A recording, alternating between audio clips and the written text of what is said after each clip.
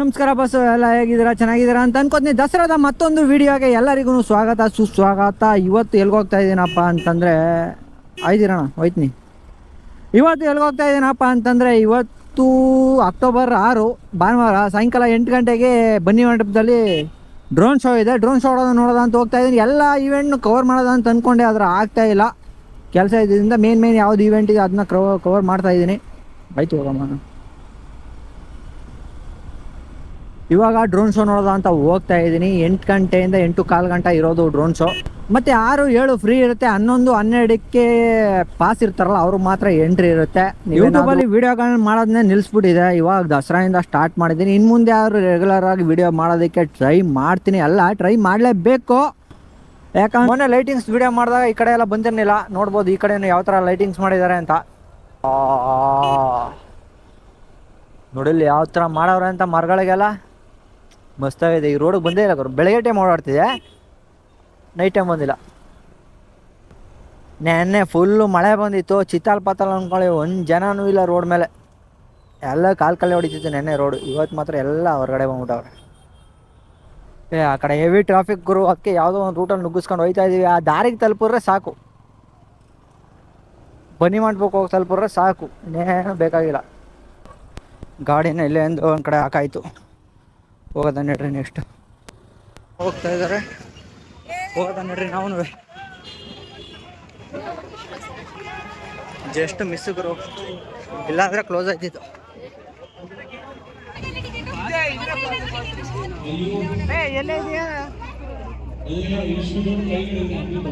ಯಾವ ಕಡೆ ಏನಾರು ಹೋಗ್ಬೇಕು ಹತ್ಕೊಂಡು ಇನ್ನೇನು ಮಾಡಕ್ಕ.